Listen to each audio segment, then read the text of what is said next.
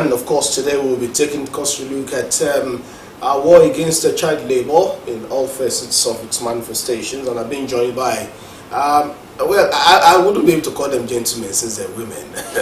they're champions of war against child labor. I have with me the project coordinator, ILO, that's the International Labour Organization, Dr. Agatha Kolawole. Thank you so much for joining me on here today. And also here is Mrs. Olanike Moburuko, Controller, Federal Ministry of Labour, Ondo State. Thank you for joining me on here today. Thank you. Now let's set the ball rolling. Child labor, for many, it's a form of anything that you do. I mean, it's anything you do that stresses the child. Some feel that it's when you use a child for housemaid. Some feel it's when you place goods and services on a child to go hawking around and all of that. Let's start from you, Dr. Kolawole. What exactly constitutes child labor? Thank you so much, Mr. Kolawole. It's a pleasure being here. Child labor is any work which by its nature, the condition under which it is carried out causes harm, abuse, or any work which actually definitely deprives the child of his or her right, any work which deprives the child of education, any work which deprives the child of recreation, any work which does not allow a child to peruse school, full-time attendance of school, not going to school in the morning and coming back maybe around 10 a.m. and then I start working. Any work which affects the health of the child, any hazardous work, that is what we call child labor. So child labor actually is not just children helping their mom at home. Generally, we have what we call the acceptable forms of work and the unacceptable forms of work. So child labor falls under the unacceptable forms of work. And we also have what we call the unacceptable forms. Yes, of work. What was the definition of unacceptable? For instance, some would say it is only trying to hustle to also help the family. What are these things that constitute unacceptable forms of work?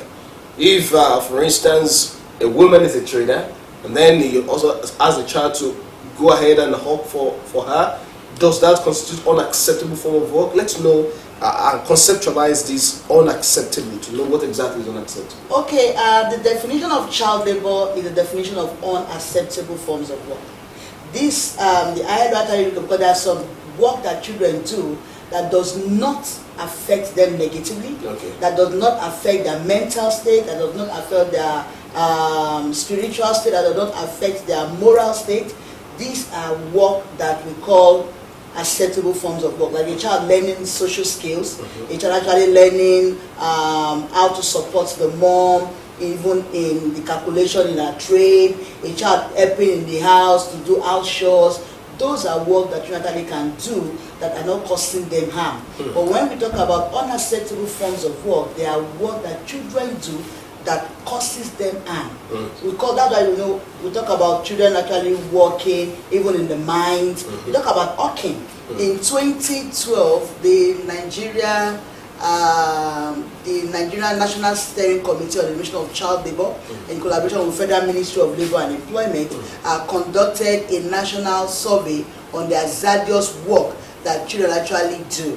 And so hawking has been identified as one hazardous work that children actually should not be engaged in. So we actually have the hazardous work that children actually are not supposed to be part of. So these are unacceptable forms of work. And the ILO, under the Convention 182, which is the Convention on the Worst Form of Child Labor, also states some worst form of child labor that children are not supposed to be part of, such as engaging children actually in sexual exploitation and sex work, engaging children actually in drug peddling, engaging children even in child trafficking.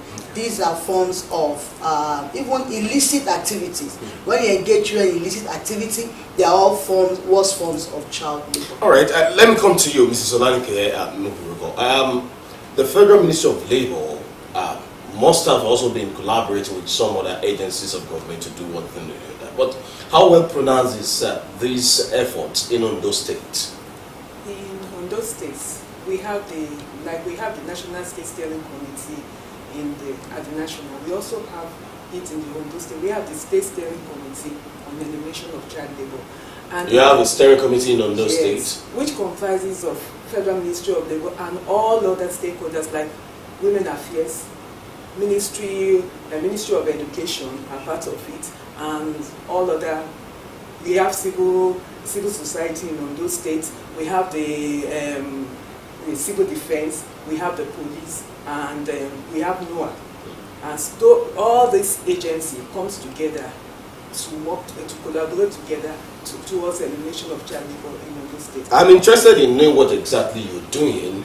If you're saying you have this, it's a robust collaboration you're trying to paint a picture of. But if you drive around Akure, the state capital, you go around Ojaoba, then you find some children waving down vehicles, begging and all of those things. Some of them are struggling to make ends meet by hawking around and all of that. In fact, children as little as 4, 5, and then you wonder, where are the parents of these ones? So what exactly have you been doing with this huge collaboration you're talking about?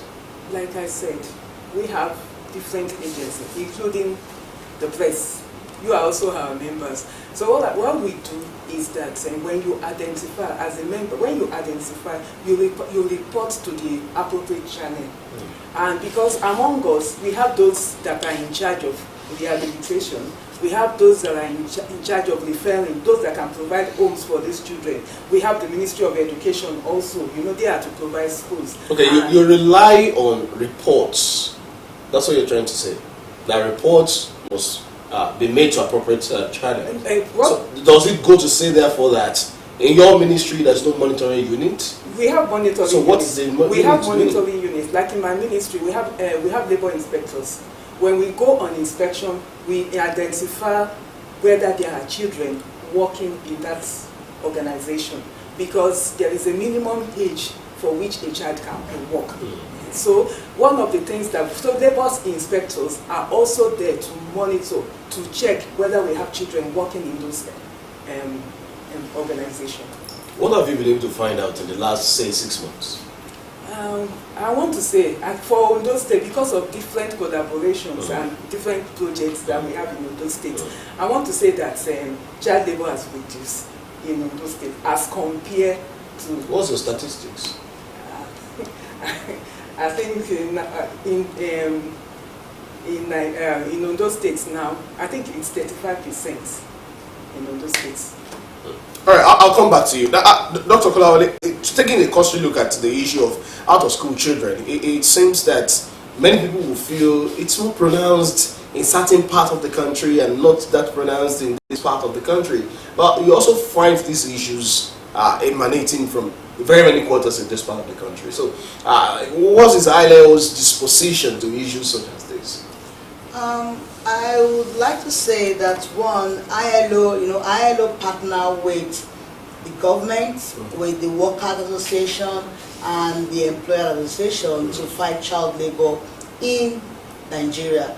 And so ILO is not really an implementing agency, but we collaborate with all relevant stakeholders to implement interventions. ILO is in Ondo State to implement actually three projects. One we call the ASEL Africa project. That's accelerating action for the elimination of child labor. It's implemented right now. It's phase 2 activities. And then we have the GALAB project, which is Global Accelerator Lab project. And that project is focused on supporting farmers to extend social protection coverage to farmers and also support actually their national health insurance to actually see them actually enjoying those privileges. That will also reduce the vulnerability of their children to child labor. And the third one, which actually I am working on right now, is the ACLAWA project, which is the Action Against Child Labor in Agriculture in West Africa. And on this project, we are working both at the regional, national, state, and community level. And so, in line with your question, the project actually is also collaborating with communities. In January 2024, we collaborated with the Federal Ministry of Labour, supported Federal Ministry of Labour, to establish community child labor monitoring committees in 10 communities in Ondo State. and these committees actually are vested with the mandate necessary for them to ensure that their children are not exploited. And one major issues identified by all of these committees is the educational status in their various communities. We're definitely in most of these communities, they do not have, they have dilapidated buildings, or they have issues around gaps in the number of teachers in their school. So we definitely know that a good number of children actually in some communities don't even go to school because they do not have schools in their communities. And that corroborated the report of the National Bureau of Statistics that was released in April 2024, which stated that we have quite a number of children across the nation that are out of school, and one reason for their being out of school is that they do not have school, or that the school is too far from their homes, or that they do not have teachers. So these are findings. Yeah. What have you been able to do with the findings? Or you do just stop at the findings like a researcher? What did you do with your findings? So, like I told you, we actually collaborate with national. I understand. I got your point. So what we do with our findings is to advocate for a change. And so what we have done is that we have visited definitely the government office. We've spoken with the governor. We've spoken with the head of service. We've spoken with SUBEB. We've spoken with the commissioner for education, and I can see a change because our advocates actually have resulted in a change. Because the last time we visited SUBEB actually informed us that they have advertised to recruit more teachers into the schools. And you know, one beautiful thing about this recruitment is that it is focused on empowering the educational sector in the state, in the communities. So they are recruiting teachers that would be able to stay and provide the necessary support at the community level. So yeah, definitely our advocacy actually is yielding its results. No, that's interesting to note. Now, Mrs. Mogoro, let's take a look at, you did say the other time that you have many partners, and I let you, because you said the media is also part of your, and I'm wondering what exactly you've been doing with such partnership, if it exists in any case. I do know, and I stand to be corrected, that Dr. Kolawole is also here, that such partnerships should also come with sensitization, mobilization of the people through media engagement, and I'm not sure that much has been done in that regard, and I'd like to know why. I would say, like I said now, what we do more of awareness campaign. Like you said. What's your mode of awareness campaign? Because what we do is that we meet quarterly to review our reports. So in our meeting, we will try to identify from your report. Have you been able to identify children that are into child labor? Then what have you done? So in a situation where maybe an agency cannot, you will now have to refer it among us to an agency. Okay, this is your duty. Civil defense have been able to identify, okay, there is a child that needs a home, then we'll refer to Women Affairs. Then for the press, the press is supposed to make an awareness campaign in terms of media, so that the populace may be able to know about the menace of child labor, and that child labor is an evil that we need to desist from. You have said something that could serve as an awareness campaign, maybe produced in a jingle, maybe in form of a program, or any other form. And you're saying that you expect the media. I'd like to know if you feel that anything is given a la carte. You are from the Federal Ministry of Labor. What have you done in that regard? That's what we want to know. Okay, from Federal Ministry of Labor. What I'm trying to say, in Federal Ministry of Labor, we've already made policies. We made policies in policies that excludes production of sensitization jingles, informing the people of the dangers of child labor and all of that. Yes, you're not looking in that area. Even in Federal Ministry of Labor, we like at the national level, even at the airports, they make some awareness campaign there. Even if you go to the airports, you see our bill there that talks about the eve. I take it to mean that you do not feel that there should be such getting to the people through the media. Maybe that's what you're trying to say. All right. Yes, can I because we partner together, and I'm sure currently we are implementing a 3-day training for media practitioners, and that is being done in collaboration with Federal Ministry of Labor and Employment. So we actually have brought together media practitioners all over from Ondo State, including the print, the radio, the TV, and even the social influencers, to train them on child labor, the report of child labor, so that they could actually improve on their communication. What we actually are looking at is for them to communicate for change. And so we actually are training them because we definitely know the importance of the media. ILO, in collaboration with Federal Ministry of Labor and Employment, have done this training some years past, but we did it actually at the national level, where we brought all of the leaders of NUJ to sensitize them so that they can actually go back to their constituents and actually reach out to them for them to improve their reportage and also increase sensitization on the elimination of child labor. The Federal Ministry of Labor, in collaboration with ILO, definitely have been able to develop what we call the National Social Behavioral and Communication Change Strategy. And this document has been taken over by National Orientation Agency, and they have mainstreamed it into their 5-year strategic plan, so that they could actually work with their comos to be able to mobilize the communities on the ills of child labor. However, we know that the media have that power. We call them the third realm estate, am I right? Yes? So they have that power to ensure or advocate for change. Well, so it is now the responsibility, I'm coming, Mr. Kolawole. It is not just the responsibility of the Federal Ministry of Labor and Employment. That's my point. We have a state action plan for the elimination of child labor, where all stakeholders, relevant stakeholders, are supposed to support in its implementation. So the media, like the NUJ, could actually take what aspect that concerns awareness creation and sensitization, and then NUJ decide to say, oh yes, we want to actually lead in the advocacy or awareness creation on the elimination of child labor. So at your meetings you discuss, so you can actually bring it to the media, because you know that is why we are all members of the state steering committee. So NUJ is represented. Now what you definitely now what is also a member of NUJ, but they are represented at that steering committee. So it is more of NUJ taking the lead in creating that awareness. All right, let me still stay with you, and maybe I should make this a bit clearer.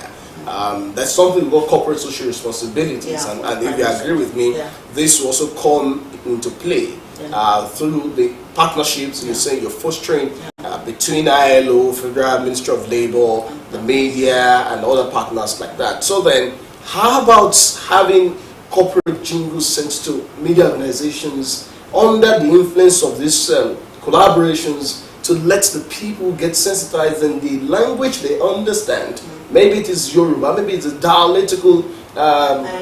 So then, that's what I'm asking. If something tangible could be done in that respect. I agree with you. And I would like to say that the Aklawa project, during the training of the community members, actually came up with a song that actually we use as jingles. Even when we took the walk round, we actually used that song to communicate to the community on the ills of child labor. So we definitely are working on elaborating more and then bringing this out as a jingle for use at the national and across at the national level. All right, that's good to know. We have that, yeah. Mrs. Mogoro, the essence of having Federal Ministry of Labor domesticated in states is to also be able to make policies and implementation of same get domesticated, so that the grassroots also have a feel of what's happening at the national level. I'd like to know to what extent your engagement with NOA and other partners has been able to yield results, especially in terms of meeting minds with the locals. And I use the word very carefully. I mean, those are the grassroots, to be able to know the ills of child labor, especially those who feel that, yes, I can have as many wives as possible, and then they give me children to work on my farm and to do all other hard labor for me. How well have you been able to meet minds with them, to educate them on the dangers of this act? like I said, we've been working in collaboration with ILO, the State Steering Committee, because I cannot talk without this. We work together. We've been able to go into the communities for awareness campaign, to meet with them and make them know the ills of child labor. So, like Doctor has said, in the community we have the CAP. We have the community action plans in the community, and we have the members. Like it involves the community leaders. We have the replicants of the State Steering Committee in the communities. They are also working to sanitize the people in the community about the dangers of child labor. So those are things that we do. How about meeting minds with community leaders, traditional rulers, religious leaders, and village heads, and so on and so forth? Yes, they are all members. They are all members of the old. Yes. Now, what results are you getting from your engagement so far? That was what I'm saying. People are now aware. People are now aware. Yes, Or is it resulting in reduction of child labor at the grassroots, especially? Yes. Because the figures that we are getting is even from, most of it are from the grassroots. They are now, as compared to years back, there is the reduction. Now, attaining a reduction in incidences of child labor is one thing.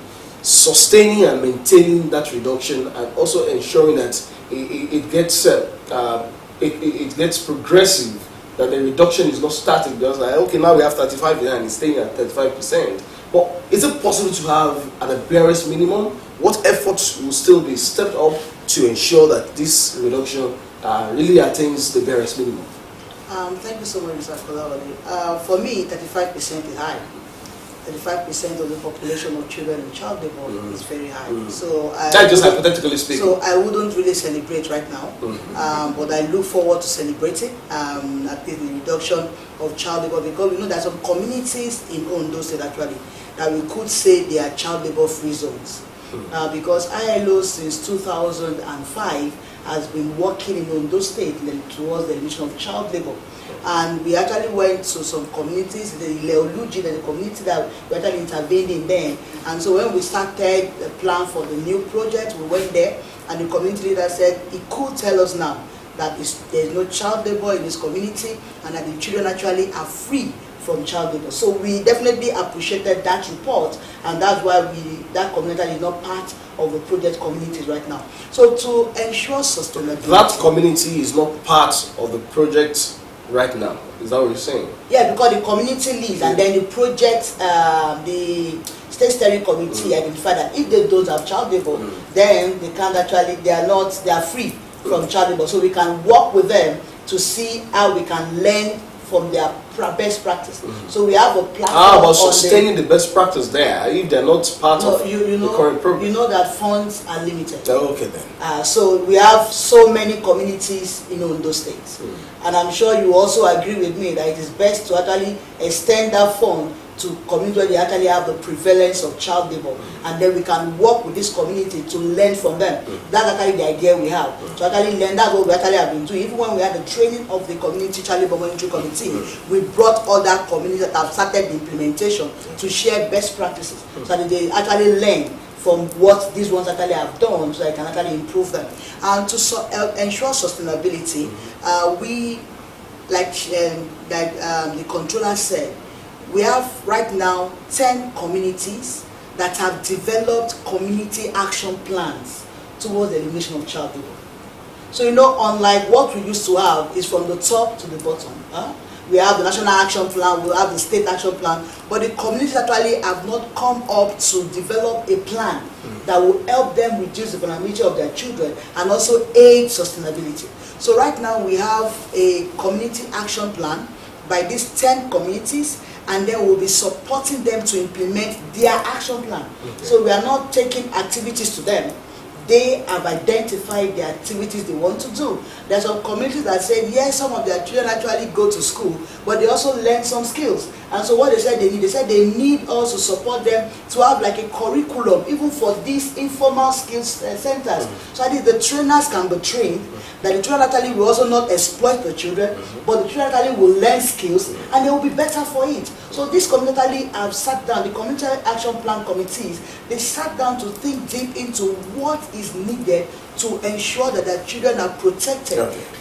Now, Controller, I'd like to know, apart from what you've talked about, that yes, Subed is now trying to recruit and all that, and then ensuring that the teachers recruited are staying at the grassroots or wherever they have been employed to stay, so that the gap can be addressed. What other support are you getting from the State government in all of the efforts at reducing child labor? Like the government has been, I think the government have created an enabling environment for us to be able to work, and anytime we've been able to identify a problem and we take it to the government, they act promptly. Like the issue that the one the doctor talks about, when we identify that there are some schools that needed teacher, and through advocacy, when we went to the governor, to the present governor, the result is what we are seeing now: recruitment of more teachers, and mainly in the community. Now, Dr. Kawale, before I let you go, I'd like to know what's your projection at the end of this engagement, like it's currently going on in those states. What do you foresee would be the outcome?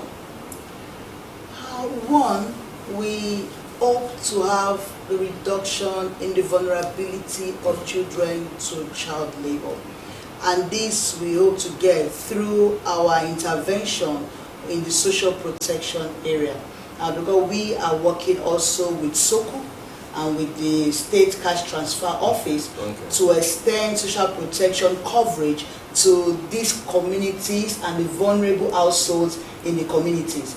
And so intervention on the Aklawa project will be focused on the vulnerable household that will be identified by SOCO, and then we'll collaborate with the State Cash Transfer Office to see how they can actually be empowered. And you know, the ILO Convention 182 speaks to the fact that quality education and poverty alleviation are two main strategies that will help the reduction of child labor. And so poverty alleviation, once the people actually are empowered, and we have other programs that are targeted at building capacity of the youth and even families, providing alternative vocations to see how the children actually and even the families can actually have a better life.